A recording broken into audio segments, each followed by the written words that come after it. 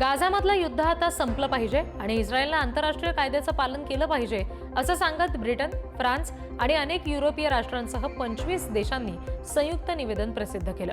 गाझामधील नागरिकांचं दुःख उच्च पातळीवर पोहोचलेलं आहे. अन्न, पाणी आणि मूलभूत गरजा पूर्ण करण्याचा प्रयत्न करणाऱ्या लहान मुलांसह नागरिकांनी अमानुष हत्या त्यांची केल्याचं सांगितलेलं आहे. इस्रायली सरकारचं मदत वितरण प्रारूप धोक्यादायक आहे आणि ते अस्थिरतेला चालना देतं, शिवाय गाझावासियांना मानवी प्रतिष्ठेपासून वंचित ठेवतं, असं या निवेदनामध्ये नमूद केलंय.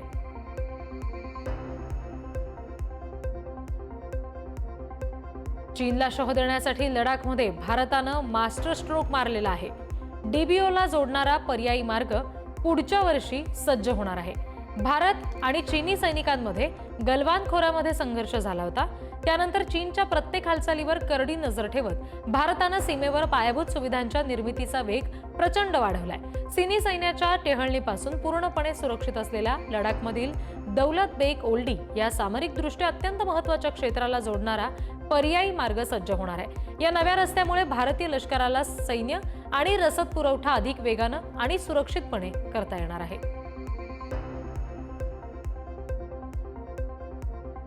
बांगलादेशच्या ढाकामध्ये एक धक्कादायक घटना घडली आहे. वायुसेनेचं F-7 हे ट्रेनी विमान ढाका शहराच्या उत्तरी भागामध्ये असलेल्या एका शाळेजवळ कोसळलं. सोमवार असल्यानं शाळा सुरू होती आणि त्याच दरम्यान ही दुर्घटना घडली. या अपघातात दुर्दैवीपणे 19 जणांचा मृत्यू झालाय, ज्यामध्ये काही विद्यार्थ्यांचा समावेश आहे, तर 100 पेक्षा अधिक जण जखमी झालेले आहेत. वायुसेनेच्या वैमानिकाचं प्रशिक्षण सुरू असताना हा मोठा अपघात घडला.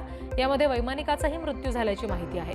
दरम्यान विमान कोसळताच नागरिकांनी धावपळ केली आणि तातडीनं बचावकार्य सुरू केलं. अपघाताच्या कारणांचा तपास चौकशीसाठी आता समिती नेमण्यात आलेली आहे.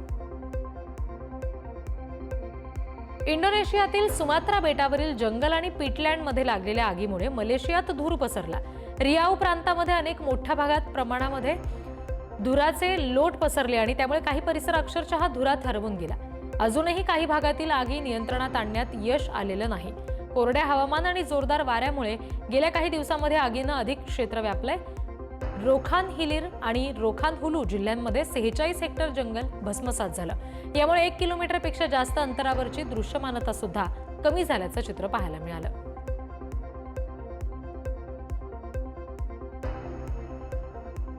इंडोनेशियातील सुलावेसी बेटाजवळ रविवारी KM बार्सेलोना 5 या प्रवासी फेरीला आग लागली. आगीमध्ये 5 जणांचा मृत्यू झाला. ही फेरी तालौत बेटावरून मानाडोककडे जात होती आणि तेव्हा ही दुर्घटना घडली. नौदलाच्या 3 जहाजांनी 284 प्रवाशांचे आणि कर्मचाऱ्यांचे प्राण वाचवले. स्थानिक मच्छीमारांनी सुद्धा काही प्रवाशांना या बेटावरून सुरक्षितपणे बाहेर काढलं. बचावकार्य अजूनही सुरू आहे. आतापर्यंत 3 जणांचे मृतदेह सापडलेत. 17,000पेक्षा अधिक बेटांचा समावेश असलेल्या इंडोनेशियातील फेरी हा मुख्य प्रवास मार्ग आहे. मात्र सुरक्षेच्या त्रुटींमुळे अशा दुर्घटना तिथे सातत्यानं घडतात. कॅलिफोर्नियामधील सॅन होजे इथे रविवारी पहाटे एक कार पोस्ट ऑफिसमध्ये घुसली आणि भीषण अपघात झाला. या आगीमुळे ही इमारत जळून खाक झाली होती. सुदैवाने या घटनेमध्ये कुठली जीवितहानी झाली नाही. ही घटना गॅस सॅन होजे इथं स्ट्रीप या ठिकाणी पहाटे 3:30 वाजता घडली. 50 अग्निशमन दलाच्या जवानांनी 1.5 तासात आगीवर नियंत्रण मिळवलं. या प्रकरणामध्ये संशयिताला अटक केलेली आहे. याचा तपास फेडरल पोस्टल इन्स्पेक्टर्सकडे देण्यात आलाय. सॅन होजे या क्षेत्रामध्ये जवळपास 20 लाख लोक राहतात, जे सॅन फ्रान्सिस्कोच्या दक्षिणेला 80 किलोमीटर अंतरावर आहे. जर्मनीतील बोमहते या शहरामध्ये झालेल्या भीषण कार अपघातामध्ये अनेक जण जखमी झाले. 42 वर्षीय चालकाचं नियंत्रण सुटून कारनं ट्रॅम्पलिनवर खेळणाऱ्या 7 वर्षीय मुलाला जोरदार धडक दिली आणि 3 मीटर उंच शेडच्या छतावर जाऊन आदळली. या अपघातात मुलगा आणि चालकाची पत्नी गंभीर जखमी झाले. कारमध्ये चालकासह त्याचं कुटुंब आणि 13 वर्षीय मुलगाही होता. अपघातानंतर पोलिसांनी कार क्रेननं खाली उतरवली आणि त्याला ताब्यात घेतलं. दरम्यान कार चालक मद्यधुंद अवस्थेत नव्हता अशीही माहिती पोलिसांनी दिली. आता पुढचा तपास सुरू आहे. दक्षिण पूर्व सर्बियातील सुवा प्लॅनिना पर्वतावर तीव्र दुष्काळामुळे हजारो गायी आणि घोडे पाण्याविना तडफतायत आणि मे महिन्यापासून पावसाअभावी झरे सुद्धा कोरडे पडलेले आहेत. गवत वाळलेलं आहे आणि जनावरं सुद्धा पर्वतावरून खाली उतरलेले आहेत. सर्बियामध्ये नद्या तलाव आटलेले आहेत. बेस्निया, क्रोएशिया, अल्बेनिया आणि कोसोव्होमध्ये सुद्धा पाणी आणि वीज संकट निर्माण झाले. स्थानिक प्रशासनानं टँकरद्वारे पाण्याचा तात्पुरता पुरवठा केलेला आहे. हवामान बदलामुळे युरोपात दुष्काळ आणि उष्णतेची तीव्रता वाढत चाललेली आहे.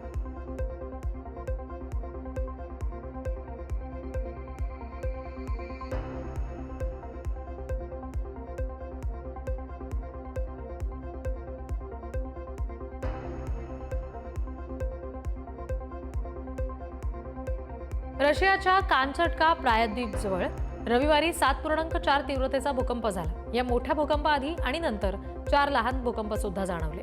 मुख्य भूकंप 20 किलोमीटर खोलीवर पेट्रोपाव्लोव्स्क या शहरापासून 144 किलोमीटरवर झाला. पॅसिफिक त्सुनामी अलर्ट केंद्रानं आधी त्सुनामीचा धोका जाहीर केला होता, पण नंतर तो रद्द केला. भूकंपामुळे घरं हादरली, काही व्यवसायांचं मोठं नुकसान झालं, पण सुदैवानं जीवितहानी नाही. तर दरम्यान रशियाच्या आपत्कालीन मंत्रालयानं नागरिकांना सतर्क राहण्याचं आवाहन पुन्हा एकदा केलंय. चीनने पंतप्रधान ली कियांग यांनी तिबेटमधील यारलुंग झांगबो या नदीवरील जगातील सर्वात मोठ्या जलविद्युत प्रकल्पाच्या पायाभरणीचं नेतृत्व केलं. निंगची शहराजवळ उभारल्या जाणाऱ्या या प्रकल्पासाठी 1.2 ट्रिलियन युआन इतकी गुंतवणूक होणार आहे, ज्यामध्ये 5 कॅस्केड जलविद्युत केंद्रांचा समावेश आहे. चीनच्या कार्बन उत्सर्जन कमी करण्याच्या योजनेचा हा भाग असला तरी स्थानिक विस्थापन आणि ब्रह्मपुत्रा नदीच्या पर्यावरणीय परिणामांबाबत चिंता व्यक्त होतीये. भारताने या प्रकल्पावर आपली नाराजी व्यक्त करत खालच्या भागातील देशांचे हक्क आणि पर्यावरण रक्षणाची मागणी चीनकडे केली आहे. भारतीय विद्यार्थ्यांसाठी अमेरिकेत जाऊन शिक्षण घेण्याचं स्वप्न आता धोक्यात आलेलं आहे. व्हिसा अपॉइंटमेंट स्लॉट गोठवण्यात आलीत आणि व्हिसा नाकारण्याचं प्रमाण अचानक वाढलंय, ज्यामुळे यंदा अमेरिकेतील भारतीय विद्यार्थ्यांची संख्या 70% घटू शकते. ज्या विद्यार्थ्यांना प्रवेश मिळालाय त्यांनाही मुलाखतीसाठी प्रतीक्षा करावी लागते. तर अनेक विद्यार्थ्यांचे अर्ज कलम 214 आधारावर नाकारले जात आहेत. अध्यक्ष ट्रम्प यांच्या कठोर धोरणांमुळे सोशल मीडिया तपासणी वाढलेली आहे. त्यामुळे अनेक विद्यार्थी आता कॅनडा, ब्रिटन आणि युरोपकडे शिक्षणासाठी वळतात. दक्षिण मेक्सिको सिटीमध्ये 20 जुलैला गेंट्रिफिकेशन विरोधात दुसरा मोर्चा काढण्यात आला.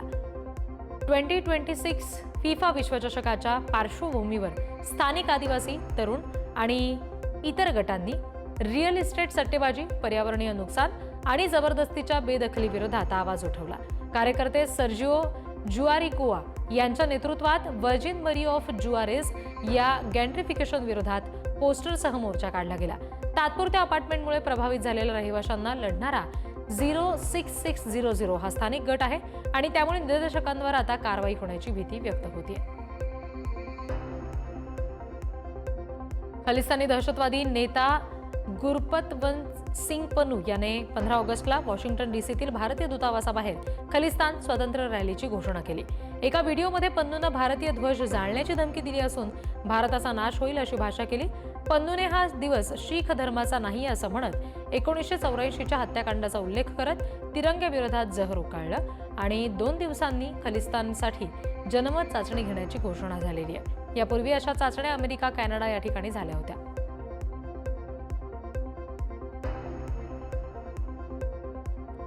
शांघायमध्ये निओ वर्ल्ड समर कार्निव्हलला उत्साही सुरुवात झाली. या शांघाय समर या आंतरराष्ट्रीय अॅनिमेशन महोत्सवाचा महत्त्वाचा भाग आहे. याच्यामध्ये ACGN अॅनिमेशन, कॉमिक्स, गेम्स आणि नॉव्हेल्सची थीम आहे. यामध्ये एका महिन्याच्या स्पॅनमध्ये आर्कनाइट्स आणि गेन्शिन इम्पॅक्टसह 5 प्रमुख गेमिंग IP रोटेशनमध्ये सादर होतील. महिनाभर चालणारा हा कार्यक्रम शहरी संस्कृती, व्यापार आणि जीवनशैलीचा संगम साधणारं आकर्षण केंद्र ठरलं. अॅनिमे आणि गेमिंग चाहत्यांसाठी ही पर्वणी ठरणार आहे. या महोत्सवामुळे झुई भागामध्ये उत्साहाचं वातावरण निर्माण झालं. कॅनडामधील सरे शहरामध्ये असलेला कपिल शर्माचा कॅप्स कॅफे 10 दिवसांच्या बंदीनंतर पुन्हा सुरू होतोय.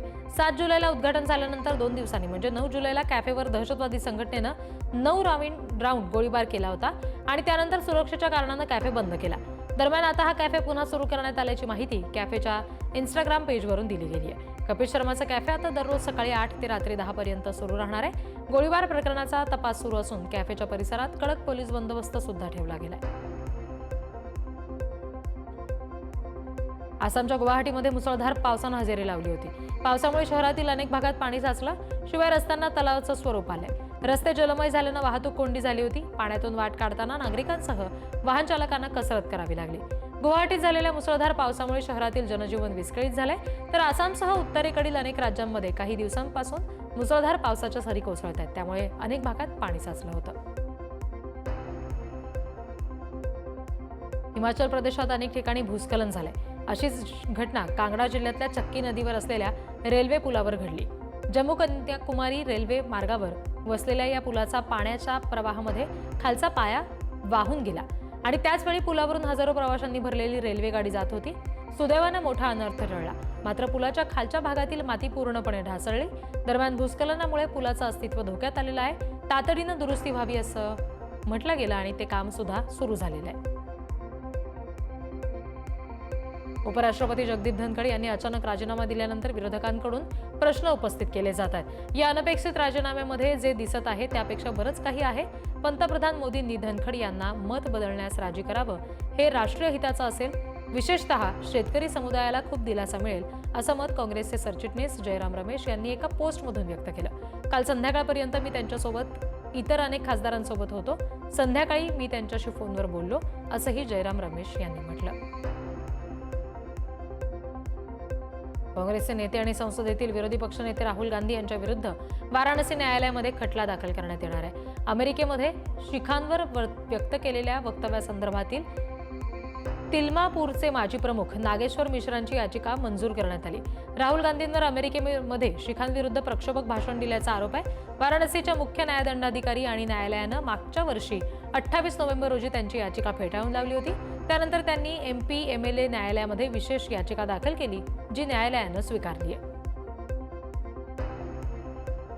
ईडीने 4 दाक्षिणात्य कलाकारांना बेकायदेशीर ऑनलाईन बेटिंग आणि जुगाराशी संबंधित मनी लॉन्ड्रिंग प्रकरणामध्ये चौकशीसाठी समन्स पाठवलं. राणा दग्गुबती, प्रकाश राज, विजय देवरकोंडा आणि लक्ष्मी मंचू हे ते कलाकार आहेत. राणा दग्गुबती यांना 23 जुलै रोजी आणि प्रकाश राज यांना 30 जुलै रोजी ईडीच्या हैदराबाद इथे झोनल ऑफिसमध्ये हजर राहायला सांगितलेलं आहे. तर विजय देवरकोंडा यांना 6 आणि लक्ष्मी मंचू यांना 13 ऑगस्ट रोजी बोलवलेलं आहे. त्यांनी ऑनलाईन बेटिंग ॲप्सचा प्रचार केला आणि त्यासाठी सेलिब्रिटी किंवा एंडोर्समेंट फी घेतल्याचं बोललं जात आहे. केरळचे माजी मुख्यमंत्री आणि मार्क्सवादी कम्युनिस्ट पक्षाचे ज्येष्ठ नेते VS अच्युतानंदन यांचं काल वयाच्या 101व्या वर्षी निधन झालं. हृदयविकाराचा झटका आल्यानं 23 जून रोजी अच्युतानंदन यांना रुग्णालयामध्ये दाखल केलं होतं. तेव्हापासून त्यांच्यावर उपचार सुरू होते. माकपच्या संस्थापक सदस्यांपैकी एक असलेले अच्युतानंदन हे कामगारांच्या हक्कांचे, जमीन सुधारणांचे आणि सामाजिक न्यायाचे आजीवन समर्थक होते. 2006 ते 11 या दरम्यान त्यांनी केरळचे मुख्यमंत्री म्हणून काम केलं. तसंच 7 वेळा राज्य विधानसभेवर ते निवडून आले. इंडिगोच्या विमानामध्ये तांत्रिक बिघाड झाला, त्यामुळे विमान पुन्हा तिरुपतीला परतलं. तांत्रिक बिघाड झाल्यामुळे विमान 40 मिनिटं हवेतच घिरट्या घालत होतं. एअरबस A321 निओ विमानानं तिरुपती विमानतळावरून संध्याकाळी 7:42 उड्डाण घेतलं. मात्र विमान 8:34 पुन्हा तिरुपतीला आलं. हे विमान तिरुपतीहून हैदराबादकडे जाणारं शेवटचं विमान होतं. ते विमान रद्द झाल्यानं प्रवाशांचे हाल झाले. इंडिगो प्रशासनाकडून कोणतीही अधिकृत माहिती दिली जात नसल्यानं प्रवाशांची मात्र तारांबळ उडाली. उत्तर प्रदेशमधील कनौजमध्ये झालेल्या शालेय व्हॅन अपघाताचा CCTV व्हिडिओ समोर आलाय. चालकानं चुकीच्या साईडला वाहनं लावली आणि त्यामुळे समोरून येणाऱ्या डंपरनं वाहनाला जोरदार धडक दिली. डंपर चालकानं अपघात टाळण्यासाठी गाडी वळवायचा प्रयत्न केला, मात्र काही उपयोग झाला नाही. हा अपघात CCTV फुटेजमध्ये चित्रित झाला. यामुळे व्हॅन चालकाची चूक स्पष्टपणे दिसते. धडकेनंतर व्हॅन उलटली. यावेळी स्थानिक नागरिक मदतीसाठी धावले आणि व्हॅनमधील सगळ्यांना सुखरूपपणे बाहेर काढलं.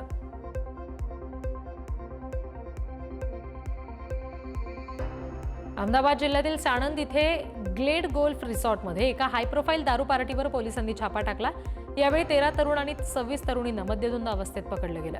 रात्री उशिरा सर्वांना वैद्यकीय तपासणीसाठी सिव्हिल हॉस्पिटलमध्ये नेण्यात आलं होतं. शहरातील प्रसिद्ध बांधकाम व्यावसायिक प्रतीक सांघी यांच्या वाढदिवसानिमित्त हाय प्रोफाईल दारू पार्टी आयोजित केलेली होती, असं पोलीस तपासात समोर आलं. दरम्यान पोलिसांनी या प्रकरणात गुन्हा दाखल केलाय. 50 संशयितांना ताब्यात घेतलंय.